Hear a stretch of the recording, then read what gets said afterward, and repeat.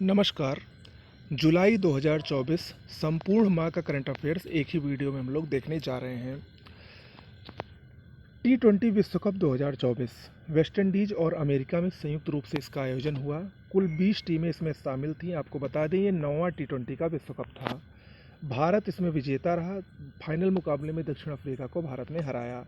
भारत का ये T20 विश्व कप का दूसरा खिताब है। इससे पहले 2007 में भारत ने पहला खिताब जीता था। मैन ऑफ द टूर्नामेंट का पुरस्कार भारत के स्टार गेंदबाज जसप्रीत बुमराह को, वहीं फाइनल का मैन ऑफ द मैच का पुरस्कार विराट कोहली को दिया गया। 12वां विश्व हिंदी सम्मान ये डॉक्टर ऊषा ठाकुर को दिया गया है। ऊषा ठाकुर ने 40 से अधिक कृतियों का हिंदी और नेपाली में अनुवाद किया है। आपको बता दें विश्व हिंदी सम्मान ये भारत के विदेश मंत्रालय द्वारा प्रदान किया जाता है। एंटोनियो कोस्टा पुर्तगाल के पूर्व प्राइम मिनिस्टर हैं। ये यूरोपीय काउंसिल के नए अध्यक्ष नियुक्त किए गए हैं। आपको बता दें यूरोपीय काउंसिल का हेडक्वार्टर ब्रुसेल्स में स्थित है और ये यूरोपीय संघ का एक निकाय है। पराग्वे दक्षिण अमेरिकी देश है। ये अंतर्राष्ट्रीय सौर गठबंधन का 100वां सदस्य बना है। अंतर्राष्ट्रीय सौर गठबंधन की स्थापना 2015 में COP21 जो कि फ्रांस की राजधानी पेरिस में हुआ था, उसमें भारत और फ्रांस द्वारा संयुक्त रूप से की गई थी। ओके। 1 जुलाई को वस्तु और सेवा कर दिवस यानी GST डे के रूप में मनाया जाता है। आपको बता दें 2016 में संविधान का जब 101वां संशोधन अधिनियम लागू हुआ था तो उसी के द्वारा GST को लागू किया गया था। 1 जुलाई 2017 से पूरे देश में GST लागू हुई। GST में कुल 5 टैक्स की दरें हैं, 0%, 5%, 12%, 18% और 28%। आपको बता दें GST के ब्रांड एम्बेसडर अमिताभ बच्चन हैं। शेफाली वर्मा भारतीय महिला क्रिकेटर हैं। टेस्ट में सबसे तेज दोहरा शतक बनाने वाली ये महिला क्रिकेटर बनी हैं। दक्षिण अफ्रीका के खिलाफ इन्होंने 194 गेंद में दोहरा शतक बनाया और ऑस्ट्रेलिया की अनाबेल सदरलैंड का इन्होंने रिकॉर्ड तोड़ा है, जिन्होंने 248 गेंद में दोहरा शतक लगाया था। ओके, नाम याद रखिएगा शेफाली वर्मा। आर्टिफिशियल इंटेलिजेंस तैयारी सूचकांक यानी AIP इंडेक्स 2024 ये इंटरनेशनल मॉनेटरी फंड यानी अंतर्राष्ट्रीय मुद्रा कोष द्वारा 174 देशों के लिए जारी किया गया। इसमें शीर्ष देश रहा डेनमार्क, नंबर 2 पर अमेरिका, वहीं भारत की रैंक इसमें 72वीं रही। ओके। विक्रम मिस्री ये भारत के नए विदेश सचिव बने हैं, कुल 35वें विदेश सचिव हैं। इन्होंने विनय मोहन क्वात्रा का स्थान लिया है। डेनमार्क ये चर्चा में है क्योंकि इसने पशुधन उत्सर्जन पर विश्व का पहला कार्बन टैक्स लगाया है। किसने? डेनमार्क ने, एक यूरोपीय देश है। सुजाता शौनिक महाराष्ट्र राज्य की पहली महिला मुख्य सचिव नियुक्त की गई हैं, सुजाता शौनिक। रवि अग्रवाल ये CBDT के नए चेयरमैन नियुक्त हुए हैं। CBDT यानी केंद्रीय प्रत्यक्ष कर बोर्ड, जो कि एक संवैधानिक संस्था है। केंद्रीय राजस्व बोर्ड अधिनियम 1963 के तहत इसकी स्थापना की गई थी और ये इनकम टैक्स के लिए एक प्रशासनिक निकाय है भारत का। ओके। जयपुर सैन्य स्टेशन ये प्लास्टिक वेस्ट रोड वाला भारत का दूसरा मिलिट्री स्टेशन बना है। जयपुर सैन्य स्टेशन आपको बता दें पहला 2019 में असम के गुवाहाटी में स्थित नारंगी सैन्य स्टेशन था। बनेरघट्टा जैव अभयारण्य कर्नाटक की राजधानी बेंगलुरु में स्थित है। ये चर्चा में रहा क्योंकि यहाँ पर दक्षिण भारत का पहला तेंदुआ सफारी यानी लेपर्ड खोला गया। अभ्यास ये क्या है? हाई स्पीड एक्सटेम्पेंडेबल एरियल टारगेट है। भारत के एरोनॉटिकल डेवलपमेंट एस्टेब्लिशमेंट जो कि बेंगलुरु में स्थित है, इसके द्वारा विकसित किया गया है और इसका विकास DRDO के लिए किया गया है। इसका काम क्या है? अभ्यास के लिए नकली दुश्मन विमान बनाना। हाल ही में इसका 6ठा सफल परीक्षण किया गया। नाम क्या है? अभ्यास, याद रखिएगा। उत्तर प्रदेश वन विभाग की एक जनगणना रिपोर्ट जो कि राजकीय पक्षी सारस से संबंधित है, उसमें बताया गया है वर्तमान यानी 2024 में उत्तर प्रदेश में सारस की संख्या 19,918 है, जो कि 2023 से 396 सारस की वृद्धि बताता है। सबसे अधिक सारस इटावा वन प्रभाग में पाए गए हैं 3,289। दूसरे नंबर पर मैनपुरी वन प्रभाग में है 2,945। आपको बता दें सारस को क्रौंच भी कहा जाता है। ये उत्तर प्रदेश का राज्य पक्षी है जो कि 2014 में घोषित किया गया था। वन्य जीव संरक्षण अधिनियम 1972 की अनुसूची 4 में इसको शामिल किया गया है। बांग्लादेश ये कोलंबो सुरक्षा कॉन्क्लेव का 5वां पूर्ण सदस्य देश बना है। कोलंबो सुरक्षा कॉन्क्लेव ये हिंद महासागर में देशों का एक सुरक्षा केंद्रित समूह है। 2011 में इसकी स्थापना की गई थी। इसके 5 सदस्य देश हैं: भारत, श्रीलंका, मालदीव, मॉरिशस और बांग्लादेश, जबकि सेशल्स इसका पर्यवेक्षक देश है और इसका हेडक्वार्टर श्रीलंका के कोलंबो में स्थित है। प्रधानमंत्री नरेंद्र मोदी की विदेश यात्रा। हाल ही में प्रधानमंत्री मोदी ने 2 देशों की यात्रा की। सबसे पहले वो यात्रा के क्रम में रूस गए। तीसरी बार प्रधानमंत्री बनने के बाद ये पहली विदेशी द्विपक्षीय यात्रा है प्रधानमंत्री नरेंद्र मोदी की। ये रूस के सर्वोच्च सम्मान the order of saint Andrew the apostle से वहाँ पर इनको सम्मानित किया गया। ओके। 2030 तक $100 बिलियन का द्विपक्षीय व्यापार भारत और रूस के बीच होगा, ऐसा लक्ष्य तय किया गया। उसके बाद प्रधानमंत्री ऑस्ट्रिया के दौरे पर गए और पिछले 41 वर्षों में ऑस्ट्रिया जाने वाले ये पहले भारतीय प्रधानमंत्री बने और कुल तीसरे। इससे पहले जवाहरलाल नेहरू और इंदिरा गांधी इन्होंने ऑस्ट्रिया की यात्रा की थी। आपको बता दें, ऑस्ट्रिया ये यूरोपीय संघ का एक सदस्य देश है, लैंडलॉक्ड कंट्री है। इसकी राजधानी वियना है और इसके राष्ट्रपति अलेक्जेंडर वान डेर बेलेन हैं। 11 जुलाई को विश्व जनसंख्या दिवस मनाया जाता है। 1989 में यूएनडीपी द्वारा इसकी स्थापना की गई थी और पहला जनसंख्या दिवस 1990 में मनाया गया था।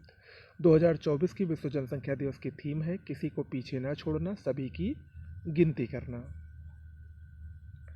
अंतर्राष्ट्रीय सहकारिता दिवस 6 जुलाई को मनाया गया। आपको बता दें, जुलाई के प्रथम शनिवार को यह मनाया जाता है। इस वर्ष की थीम थी सहकारिता सभी के लिए बेहतर भविष्य का निर्माण करती है। 1923 में इस दिवस को मनाने की परंपरा शुरू हुई थी। हालांकि 1995 में यूएन द्वारा मान्यता मिली और 2005 में ये पहली बार मनाया गया। बजाज ये ऑटो निर्माता कंपनी है। विश्व की पहली सीएनजी बाइक इसने लॉन्च की है जिसका नाम रखा गया है फ्रीडम। जोरावर ये क्या है? जोरावर एक स्वदेशी हल्का टैंक है। इसका हाल ही में अनावरण किया गया। डीआरडीओ और लार्सन एंड टुब्रो द्वारा संयुक्त रूप से इसका विकास किया गया है। उच्च ऊंचाई वाले वातावरण में सैन्य क्षमता को बढ़ाना इसका लक्ष्य है। जोरावर। मसूद पेजेशकियन ईरान के नए राष्ट्रपति बने हैं। इन्होंने इब्राहिम रईसी का स्थान लिया, जिनका कुछ दिनों पहले विमान दुर्घटना में मृत्यु हो गई थी। ICC player of the month June 2024 के लिए ICC player of the month की घोषणा की गई है, जिसमें पुरुषों में ये पुरस्कार भारत के गेंदबाज जसप्रीत बुमराह को दिया गया है। वहीं महिलाओं में ये पुरस्कार भारत की ही स्मृति मंधाना को दिया गया है। रोशनी नादर HCL टेक्नोलॉजी की अध्यक्ष हैं। चर्चा में है क्योंकि इनको फ्रांस का सर्वोच्च नागरिक पुरस्कार knight of the national order of the French legion of honour से सम्मानित किया गया है रोशनी नादर को। गगन नारंग एक निशानेबाज हैं। ये पेरिस ओलंपिक के सेफ डी मिशन इनको नियुक्त किया गया है मैरी कॉम की जगह। आपको बता दें, शिवा केशवन को डिप्टी सेफ डी मिशन नियुक्त किया गया है। वहीं पेरिस ओलंपिक जो कि वर्तमान में चल भी रहा है, उद्घाटन में ध्वजवाहक टेबल टेनिस खिलाड़ी शरत कमल और बैडमिंटन खिलाड़ी PV सिंधु थी। ओके। महाराष्ट्र को 2024 के सर्वश्रेष्ठ कृषि राज्य पुरस्कार से सम्मानित किया गया हाल ही में। उत्तर प्रदेश सरकार द्वारा हाल ही में नेपाल सीमा पर मित्र वन की स्थापना की घोषणा की गई। आपको बता दें, उत्तर प्रदेश और नेपाल सीमा पर हरियाली बढ़ाने के उद्देश्य से 35 करोड़ पौधे लगाने की घोषणा उत्तर प्रदेश सरकार द्वारा की गई है। बेलारूस ये संघाई सहयोग संगठन का 10वां सदस्य बना है। इससे पहले पिछले वर्ष 9वां सदस्य ईरान बना था और अब 10वां सदस्य बेलारूस बना है। संघाई सहयोग संगठन ये 2001 में स्थापित हुआ था। इसका हेडक्वार्टर चीन की राजधानी बीजिंग में स्थित है। 24वां जो संघाई सहयोग संगठन का सम्मेलन हुआ कजाकिस्तान के अस्ताना में, उसी में ये निर्णय लिया गया बेलारूस को 10वां सदस्य बनाने का। हाथरस भगदड़ जांच आयोग ये 3 जुलाई की घटना थी। एक सत्संग में 121 लोगों की भगदड़ के दौरान मृत्यु हो गई थी। उसी की जांच के लिए 3 सदस्यीय न्यायिक आयोग का गठन किया गया, जिसके अध्यक्ष न्यायमूर्ति ब्रजेश कुमार श्रीवास्तव को बनाया गया है, जबकि 2 अन्य सदस्य हेमंत राव और भावेश कुमार सिंह हैं। ओके। गौतम गंभीर ये भारतीय क्रिकेट टीम के नए मुख्य कोच नियुक्त हुए हैं राहुल द्रविड़ की जगह पर। दिव्य कला मेला और दिव्य कला शक्ति 5 से 11 जुलाई 2024 तक उड़ीसा के भुवनेश्वर के कलिंग इंस्टीट्यूट में इसका आयोजन हुआ। दिव्यांग उद्यमियों और कारीगरों की प्रतिभा का ये जश्न दिव्य कला मेला और दिव्य कला शक्ति के रूप में मनाया जाता है। सामाजिक न्याय और अधिकारिता मंत्रालय और राष्ट्रीय दिव्यांगजन वित्त और विकास निगम के सहयोग से इसका आयोजन किया गया। ओके। विश्व युवा कौशल दिवस 15 जुलाई को मनाया जाता है। संयुक्त राष्ट्र महासभा द्वारा 2014 से इसको मनाए जाने की परंपरा प्रारंभ हुई है। 2024 की थीम थी शांति और विकास के लिए युवा कौशल। भारत सरकार द्वारा हाल ही में घोषणा की गई कि प्रत्येक वर्ष 25 जून को संविधान हत्या दिवस के रूप में मनाया जाएगा। आपको बता दें 25 जून 1975 को तत्कालीन प्रधानमंत्री इंदिरा गांधी द्वारा राष्ट्रीय आपातकाल की घोषणा की गई थी। उसी के लिए भारत सरकार द्वारा 25 जून को संविधान हत्या दिवस के रूप में मनाया जाएगा। राष्ट्रीय आपातकाल की घोषणा आर्टिकल 352 में वर्णित है और ये जो आपातकाल की घोषणा की गई थी ये 21 माह तक रहा भी था। ओके। पिच ब्लैक ये क्या है? बहुराष्ट्रीय सैन्य अभ्यास है। इसका 43वां संस्करण 12 जुलाई से 2 अगस्त तक ऑस्ट्रेलिया में चल रहा है। कुल 20 देश इसमें शामिल हुए हैं, भारत भी शामिल है और इसी में सुखोई 30 MKI लड़ाकू विमान उड़ाने वाली पायलट भावना कंठ भी शामिल हुई हैं। तो याद रखिएगा नाम भावना कंठ का। पर्सनल फाइनेंस इंडेक्स 2024 ये इंटरनेशन की रिपोर्ट है। 2024 में अप्रवासियों के लिए सबसे किफ़ायती देशों की ये रिपोर्ट है और इस रिपोर्ट के अनुसार सबसे किफ़ायती गंतव्य अप्रवासियों के लिए वियतनाम है लगातार तीसरे वर्ष। दूसरे नंबर पर कोलंबिया और तीसरे नंबर पर इंडोनेशिया है। वहीं भारत का इस सूची में छठा स्थान है। नागालैंड ये बागवानी में प्रतिष्ठित कृषि नेतृत्व पुरस्कार 2024 के लिए इसको सर्वश्रेष्ठ राज्य का पुरस्कार दिया गया है। किसको? नागालैंड को। विंबलडन 2024 जो कि टेनिस का एक ग्रैंड स्लैम प्रतियोगिता है, इसमें पुरुष एकल का खिताब स्पेन के कार्लोस अल्काराज ने जीता और ये उनका दूसरा विंबलडन खिताब है। वहीं महिला एकल का खिताब चेक गणराज्य की बारबोरा क्रेजिशकोवा ने जीता। नाम याद रखिएगा। SDG इंडिया इंडेक्स 2023-24 ये नीति आयोग द्वारा जारी किया गया चौथा संस्करण है। इसमें भारत का समग्र स्कोर 71 है। 2020-21 में 66 था। अगर हम राज्यों की बात करें तो शीर्ष प्रदर्शन वाले राज्य उत्तराखंड और केरल ये दोनों संयुक्त रूप से नंबर 1 पर हैं। नंबर 2 पर तमिलनाडु है। वहीं केंद्र शासित प्रदेशों में नंबर 1 पर चंडीगढ़ है। सबसे खराब प्रदर्शन बिहार का रहा, उसके बाद झारखंड और फिर नागालैंड का रहा।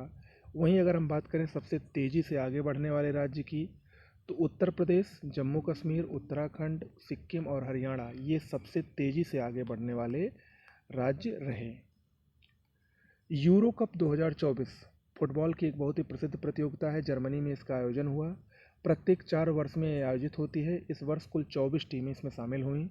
विजेता स्पेन बना। इसने इंग्लैंड को 2-1 से हराया और स्पेन ने अपना चौथा यूरो खिताब जीता। इससे पहले 1964, 2008, 2012 और अब 2024 में स्पेन ने खिताब जीता है। कोपा अमेरिका कप 2024 ये भी फुटबॉल की एक बहुत ही प्रतिष्ठित प्रतियोगिता है। दक्षिण अमेरिका या अमेरिका महाद्वीप में खेली जाने वाली कुल 16 टीमें इसमें शामिल रहीं। ये 48वां संस्करण कोपा अमेरिका का था। अर्जेंटीना इसकी विजेता बनी। फाइनल में कोलंबिया को 1-0 से हराया। अर्जेंटीना का ये कोपा अमेरिका कप का 16वां खिताब है ये। Okay.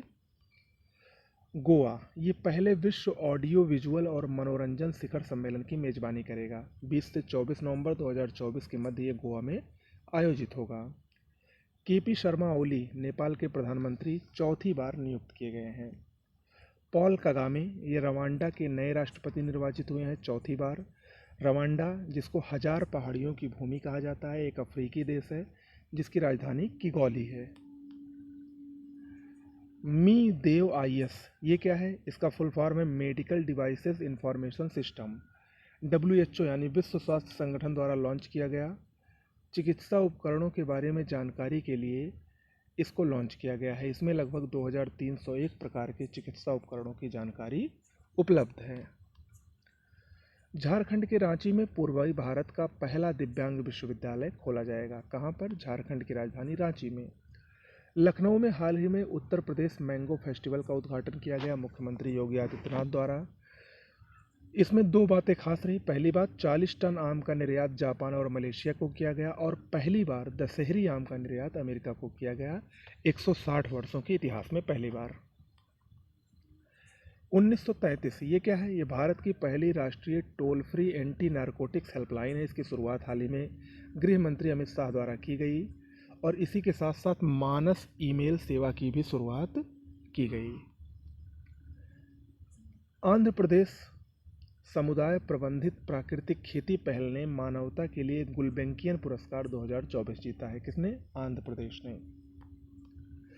IMF international monetary fund यानी अंतर्राष्ट्रीय मुद्रा कोष की वर्ल्ड इकोनॉमिक आउटलुक नामक एक रिपोर्ट जारी हुई है। उसमें 2024-25 के लिए भारत की GDP वृद्धि दर को इसने 7% बताया है। इससे पहले अप्रैल 2024 में इसने ये रिपोर्ट जारी की थी, तो उसमें 6.8% बताया था, यानी 0.2% इसने बढ़ाया है। वहीं 2025-26 के लिए 6.5% भारत की GDP वृद्धि दर की बात IMF ने कही है। IMF 1944 में स्थापित हुआ था। इसका हेडक्वार्टर अमेरिका की राजधानी वाशिंगटन DC में है। 189 सदस्य इसके सदस्य हैं, और वर्तमान में इसकी MD क्रिस्टालिना जॉर्जीवा हैं। ओके। नई दिल्ली, ये यूनेस्को के 46वें विश्व विरासत समिति सत्र की मेज़बानी 21 से 31 जुलाई 2024 के बीच में इसने की, और भारत में पहली बार यूनेस्को के किसी सत्र की मेज़बानी की है भारत ने। केंद्रीय संस्कृति मंत्रालय और यूनेस्को द्वारा इसका आयोजन किया गया। आपको बता दें, भारत के 42 स्थल इससे पहले यूनेस्को में शामिल थे, और अब 43 स्थल हो गए हैं, जिसके बारे में भी हम लोग आगे चर्चा करेंगे। worldatlas.com की एक रिपोर्ट आई है विश्व की 10 सबसे बड़ी कोयला खदानों को लेकर। उसमें भारत की 2 कोयला खदानें शामिल हैं। दोनों छत्तीसगढ़ की हैं, गेवरा और कुशमुंडा। गेवरा इस सूची में दूसरे नंबर पर है, और कुशमुंडा को चौथा स्थान दिया गया है। अमेरिका की ब्लैक थंडर खदान ये विश्व की सबसे बड़ी कोयला खदान है, ऐसा बताया गया है। आपको बता दें, विश्व में कोयला के सबसे 2 उत्पादक देश, नंबर 1 पर चीन है और नंबर 2 पर भारत है। उर्सुला वान डेर लेyen जर्मनी की हैं। ये यूरोपीय आयोग की पुनः अध्यक्ष नियुक्त की गई हैं। यूरोपीय आयोग 1958 में स्थापित है। यूरोपीय संघ की एक शाखा है। महाराष्ट्र ने लड़का भाऊ नामक योजना की शुरुआत की है। ये बेरोजगार युवकों को नौकरी, प्रशिक्षण और वजीफा से संबंधित योजना है। लड़का भाऊ किस सरकार ने शुरू की है? महाराष्ट्र ने। विनय मोहन क्वात्रा, जो कि पूर्व विदेश सचिव थे, ये अमेरिका में भारत के नए राजदूत नियुक्त किए गए हैं। हरेला पर्व उत्तराखंड से संबंधित है। सावन के आगमन का ये संदेश देता है। उत्तराखंड में ये पर्व बहुत ही धूमधाम से मनाया जाता है। PM स्वनिधि उत्कृष्टता पुरस्कार आवासन और शहरी कार्य मंत्रालय द्वारा इसको हाल ही में दिया गया। इसमें सर्वश्रेष्ठ प्रदर्शन वाले राज्य का पुरस्कार मध्य प्रदेश को मिला है। दूसरे नंबर पर असम था। वहीं सर्वश्रेष्ठ केंद्र शासित प्रदेश का पुरस्कार लद्दाख को दिया गया। उत्कृष्ट प्रदर्शन के लिए विशेष पुरस्कार महाराष्ट्र को दिया गया। लखनऊ राज्य राजधानी क्षेत्र SCR उत्तर प्रदेश सरकार द्वारा दिल्ली NCR की तर्ज पर SCR के गठन की अधिसूचना जारी की गई।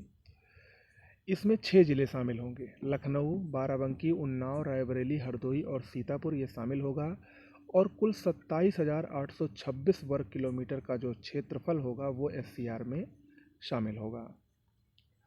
भारत के सबसे मूल्यवान सेलिब्रिटी की सूची कंसल्टेंसी फर्म क्रॉल के द्वारा जारी की गई। इसमें भारत के सबसे मूल्यवान सेलिब्रिटी भारत के क्रिकेटर विराट कोहली बने। दूसरे नंबर पर रणबीर सिंह, और तीसरा स्थान शाहरुख खान का है। चांदीपुरा वायरस, ये एक वायरस है जो कि हाल ही में गुजरात में फैलने के कारण चर्चा में रहा, और 4 साल की बच्ची की इससे मौत भी हो गई। रैप्डोविरिडे परिवार का ये एक एकल स्ट्रैंडेड RNA वायरस है। इसका वाहक मच्छर और सैंड फ्लाई होते हैं। 15 साल से कम उम्र के बच्चों में ही ये आमतौर पर फैलता है। 1965 में इसका पहला मामला महाराष्ट्र के भंडारा जिले के चांदीपुरा गांव से आया था, इसीलिए इसका नाम चांदीपुरा वायरस रखा गया था। ओके। हेनले पासपोर्ट सूचकांक 2024, ये यूनाइटेड किंगडम के हेनले पार्टनर्स फर्म द्वारा जारी किया गया। इसके अनुसार सबसे शक्तिशाली पासपोर्ट का पुरस्कार सिंगापुर को दिया गया। सबसे शक्तिशाली पासपोर्ट सिंगापुर को माना गया है, और सिंगापुर के लोग 195 देशों में वीज़ा मुक्त यात्रा कर सकते हैं। वहीं सबसे कमज़ोर पासपोर्ट यानी अंतिम स्थान 103वां अफगानिस्तान का है। अफगानिस्तान के लोग मात्र 26 देश में वीज़ा मुक्त यात्रा कर सकते हैं। भारत का स्थान 82वां है। 2023 में भारत को 84वां स्थान मिला था। भारत के लोग 58 देशों की वीज़ा मुक्त यात्रा कर सकते हैं। त्रिपुट ये तलवार श्रेणी का एक युद्धपोत है, भारतीय नौसेना के लिए लॉन्च किया गया। गोवा शिपयार्ड लिमिटेड द्वारा निर्मित है, रूस की सहायता से इसको बनाया गया है। अभिनव बिंद्रा भारतीय निशानेबाज हैं। ये अंतर्राष्ट्रीय ओलंपिक समिति द्वारा ओलंपिक ऑर्डर से सम्मानित होने वाले पहले भारतीय बने हैं। मनोलो मार्केज ये भारतीय पुरुष फुटबॉल टीम के नए मुख्य कोच नियुक्त हुए हैं, स्पेन के हैं ये। गांधी मंडेला पुरस्कार 2020 ये ग्वाटेमाला की रिगोबर्टा मेंचुतुम को दिया गया है। आपको बता दें इनको 1992 में नोबेल शांति पुरस्कार भी दिया जा चुका है। गुजरात सरकार ने श्रमिक बसेरा योजना की शुरुआत की है। इसके अंतर्गत क्या होगा, 15,000 निर्माण श्रमिकों को ₹5 प्रतिदिन की लागत पर अस्थायी आवास प्रदान करने की ये योजना है। ओके। चीन ने विश्व की पहली carbon fibre high speed train का अनावरण किया है। लगभग 140 किलोमीटर प्रति घंटे की स्पीड से ये चल सकती है। सऊदी अरब ये 2025 में होने वाले पहले ओलंपिक ई स्पोर्ट्स खेल की मेजबानी करेगा। एयरबस एक यूरोपीय एयरलाइन निर्माता कंपनी है। 2026 तक ये पहला मेड इन इंडिया H125 विमान लॉन्च करेगा। प्रोजेक्ट स्वस्थ नगरम ये तेलंगाना सरकार की एक योजना है। हैदराबाद में नगर पालिकाओं को टीबी मुक्त करने के लिए इसको लॉन्च किया गया है और इसका उद्देश्य 3 वर्षों में टीबी की घटनाओं और मृत्यु दर को 1/3 तक कम करना बताया गया है। WHO इंडिया और USAID का ये संयुक्त प्रोजेक्ट है। NPS वात्सल्य ये क्या है, बजट 2024 में नाबालिगों की नई पेंशन की योजना की घोषणा की गई है। आपको मैंने बजट वाला जो वीडियो दिया है उसमें इसको बारे में मैंने आपको विस्तार से बताया है। जिन्होंने बजट वो नहीं देखा है वो लोग ज़रूर देख लें। मोईदाम ये असम के चराईदेव जिले में स्थित है। अहोम राजवंश की टीला दफन प्रणाली है, चर्चा में है क्योंकि यूनेस्को की विश्व विरासत स्थल सूची में शामिल किया गया है। भारत का ये 43वां स्थल है और असम का 3रा स्थल है। सांस्कृतिक श्रेणी में इसको शामिल किया गया है। आपको बता दें नई दिल्ली में जो यूनेस्को का विश्व धरोहर समिति का सत्र चल रहा था उसमें इसकी घोषणा की गई। भारत 2024-25 के लिए एशियाई आपदा तैयारी केंद्र का अध्यक्ष बना है। चीन से उसने अध्यक्षता ग्रहण की है। एशियाई आपदा तैयारी केंद्र 1986 में स्थापित हुआ था। इसका हेडक्वार्टर थाईलैंड के बैंकॉक में स्थित है। ओलंपिक 2024 33वां ग्रीष्मकालीन ओलंपिक इस समय चल रहा है। फ्रांस के पेरिस में आयोजित हुआ है 26 जुलाई से 11 अगस्त तक। इसका शुभंकर ओलंपिक फ्रिज है। भारत 117 खिलाड़ियों के दल के साथ प्रतिभाग कर रहा है। उद्घाटन के ध्वजवाहक टेबल टेनिस खिलाड़ी शरत कमल और बैडमिंटन खिलाड़ी PV सिंधु थीं।